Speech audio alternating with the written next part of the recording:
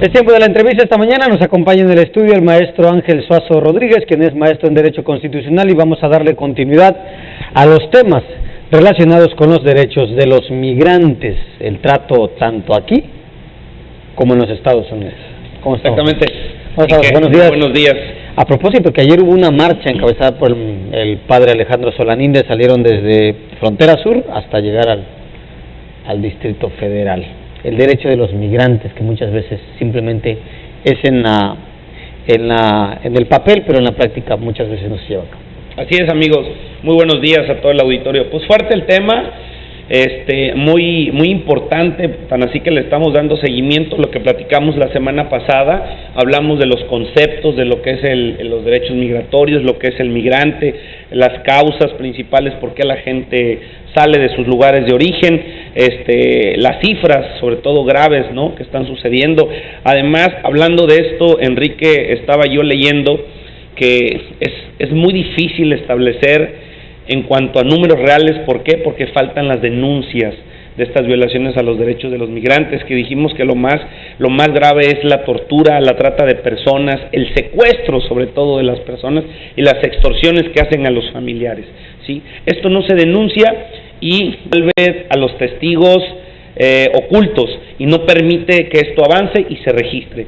Te comento, la CNDH ha emitido 21 recomendaciones a partir de que hace un estudio fehaciente del 2002, y ¿sabes a quién es la institución que más se le va a recomendar? El Instituto Nacional de Migración. Entonces, el problema no está resuelto, el problema no está prevenido. Los derechos humanos de los migrantes siguen cometiéndose porque los funcionarios públicos, llamándose policías locales, federales, militares y las propias autoridades de migración, son las que están involucradas en este tema, ¿no? Pues precisamente la marcha de ayer fue por eso, por la violación a los derechos humanos de los policías, de la policía principalmente, de migrantes que vienen de Centroamérica por la frontera sur de nuestro país para llegar hacia lo que tiene que ver el norte, ¿no?, para buscar el llamado sueño americano. ¿Qué hay de las estaciones migratorias, por cierto? Exactamente, mira, por decir, el Luis Arriga Valenzuela es el director del Centro de Derechos Humanos Miguel Agustín Pro Juárez, ha explicado que todas estas estaciones migratorias no están funcionando correctamente porque las autoridades no le entran al tema. Todas estas ONGs, estas casas que apoyan a los migrantes que se trasladan, no permiten las autoridades que tengan una relación. ¿Por qué? Porque según no desempeñan el trabajo adecuadamente, pero pues, si no lo hacen las autoridades, lo tienen que hacer la gente, la sociedad, ¿sí? Y ellos reciben, ellos dan alimentación, ellos dan cobijas, ellos dan orientación. ¿Qué pasa con estas estaciones migratorias? No tienen el folleto que habla de los derechos básicos de los migrantes. ¿Cuáles son los derechos básicos? La lectura que le contiene la Constitución, el permitirle hacer una llamada telefónica a sus familiares, la asistencia jurídica, el derecho de asistencia consular, la traducción cuando no se conoce la lengua, ¿sí? Entonces, estos derechos no están catalogados ni en un protocolo ni en un manual de operación de estas casas migratorias. Te comento, Enrique, que yo tuve, pues no sé si la fortuna o la mala impresión de haber estado en un centro migratorio tanto en Chiapas como en Estados Unidos, en la frontera de Tijuana precisamente y de Tamaulipas, y es aberrante cómo reciben a nuestros migrantes, prácticamente como si fueran animales para ser llevados a un rastro. O sea, nadie los recibe cordialmente, los forman simplemente para que vayan de salida, y aunado a eso, a unos escasos metros ya está la delincuencia organizada esperándolos ahí, ¿no? Sí, claro. Entonces, un tema muy delicado que en vez de víctimas, los revictimizan y los tratan como delincuentes. Por eso hay un dicho que dice: ni deportados, ni migrantes, ni delincuentes. Son seres humanos los migrantes, ¿sí? Ahora, ¿por qué México, siendo un país de migrantes que a las autoridades les cuesta mucho aceptar, se les da este trato a los migrantes que también vienen de Sudamérica, ¿no? Bien dicen pues que si a tu gente se está siendo tratada así, pues no les des ese trato a otros que vienen también, que solo es el país de paso, digamos, de alguna forma, que es ilegal, sí, pero de alguna forma es gente que no viene a internarse aquí. Bueno, a ver, hay que revisar los instrumentos internacionales, Enrique. Esto de ilegal de viajar, por decir, está la Convención Internacional sobre los Derechos de los Migrantes, Trabajadores y sus Familiares, y los propios relatores de la ONU.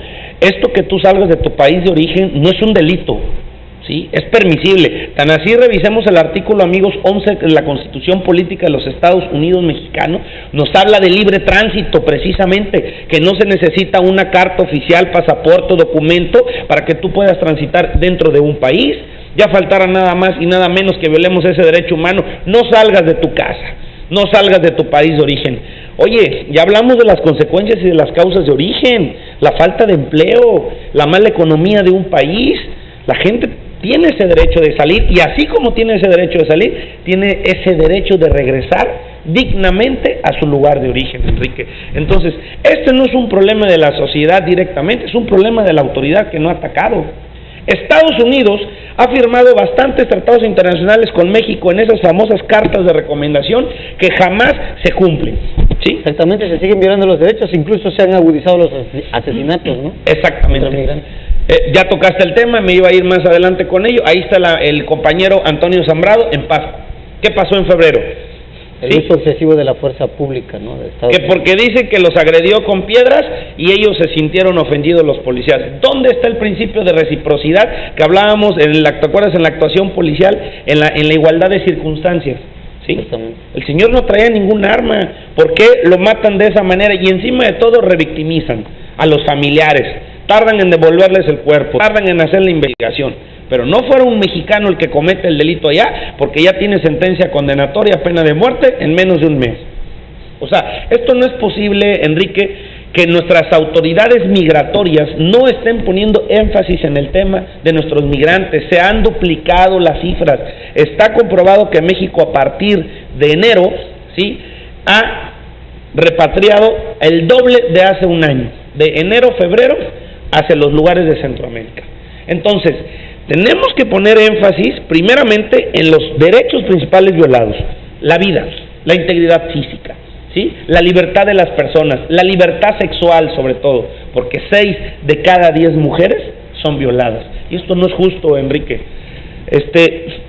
Amigos, deberíamos de exhortar a las autoridades y sobre todo denunciar. Ahí están los ministerios públicos, está la Comisión Nacional de los Derechos Humanos, la Secretaría de la Mujer, la Secretaría de Relaciones Exteriores. Aquí lo que se recomienda a las autoridades es que pongan módulos itinerantes, operantes, que reciban a nuestros paisanos bien y que se les oriente, que haya un catálogo de derechos bien definidos y que se les proteja sobre todo y se les prevenga en la posible comisión de un delito, Enrique. Ahí está. Falta mucho todavía. Nos falta mucho, amigos. Te agradezco mucho, maestro. No, gracias, Enrique. Y recuerden, amigos, el derecho siempre hablará. Vamos al corte y continuamos.